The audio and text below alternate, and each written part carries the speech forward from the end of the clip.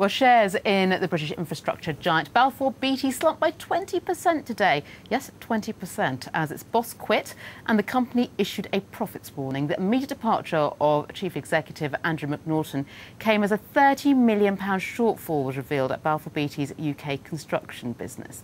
Pre-tax profits for this year are now expected to be significantly lower than previously thought, between £145 million and £160 million.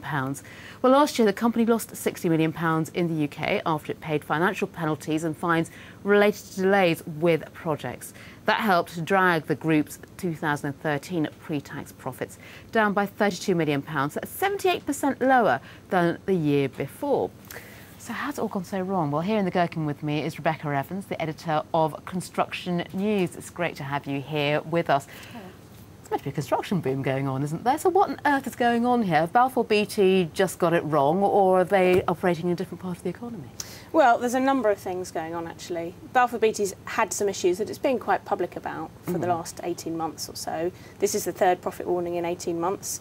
The difference today is that people weren't expecting it. I think people thought everything had come out of the woodwork by now. So it's been a bit of a shock. And I think that is also why Andrew McNaughton, the chief executive, has had to stand down, because it's now, as I say, the third profit warning in 18 months. Having said that, a lot of the problems they are facing are relatively historic. The way construction tends to work is that a construction company will win a job and then they'll be working it through over the next couple of years.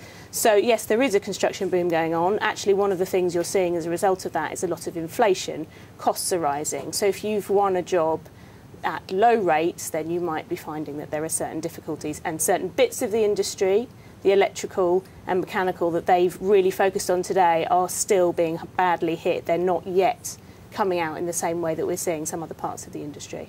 So when we see this kind of response, though, because Andrew McNaughton has only been in the top job now, what, for around about a year? Yes, yeah. And they're also talking about flogging off perhaps one of the American bits of the business that it acquired in the last few years. Doesn't this sound a bit like panic and a bit of scapegoating going on? Well, there's certainly a fear among some of the analysts that we've been talking to today that that is the case. You're right, Andrew McNaughton has only been there a year, but as I say, it's been a year when they've been trying to turn around what is a really large company, so that is work in progress. I think there's a reasonable degree of confidence that that is happening. By and large, there is a turnaround. The sale you mentioned, though, of Parsons Brinckerhoff, the engineering consultancy, is interesting because people were not expecting that, and that has been something that is a departure from previous strategy and is causing people to say, well, hang on a minute, is this a panic reaction? Is this something just to placate shareholders in the immediate term? Well, the kind of projects that Balfour Beatty really sees as the backbone of its business, I mean, the kind of infrastructure projects, we know that the government is putting a lot of money into them, but not for a year or two. I mean, could that be, though, a glimmer on the horizon that could make things much better? Oh yes, I mean there's no doubt that there's work coming, and Balfour Beatty and other companies are actually well placed to pick it up. We're starting to see other areas pick up as well. I mean, house building is slightly different. It's not something Balfour Beatty's involved in, but of course there's plenty of work there. As you say, infrastructure projects are slow, they take planning and they take patience because they take some time to get off the ground. But there is definitely work on the horizon.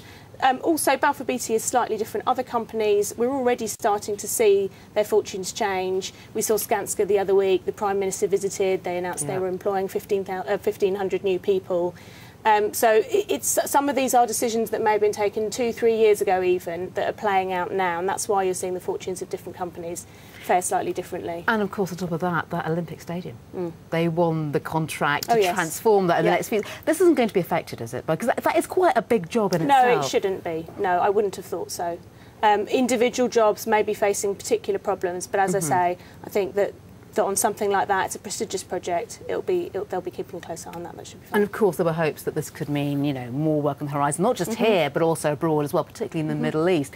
Does this kind of performance hamper that, do you think? Well, I think that they've got to send some strong signals now. So I think what will be interesting is the next 6 months or so.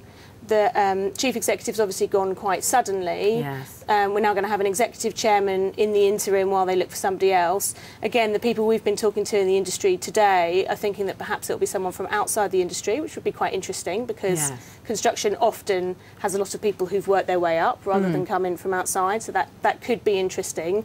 But it will certainly be about the messages they send out during that time while they're looking for the next chief executive to make sure that they're calming people's nerves and they are reassuring that some of the restructuring they've been doing, the improvements to their regional business are actually actually taking hold. I mean, Andrew McNaughton, of course, he was in that business for a number of years. As you were saying, you know, they do tend to pick the people they know. But if we are looking outside, are there any obvious names in the frames that are being muttered out there? I don't think we've heard names yet today. As I say, I think it's too soon for people because it's come as a bit of a shock. But I think there is a feeling that perhaps a pair of hands from outside who could come in with a fresh pair of eyes. We have seen a lot of other change at Balfour Beatty, a lot of other senior appointments who are still there and are working through the restructuring, the change in direction. So it won't be a complete change, but I think there just is talk that perhaps someone fresh from outside the business and possibly outside the industry would be the way forward for them. They'll have their work cut out, though. It's good to talk to you. Thanks for joining us. Thank you.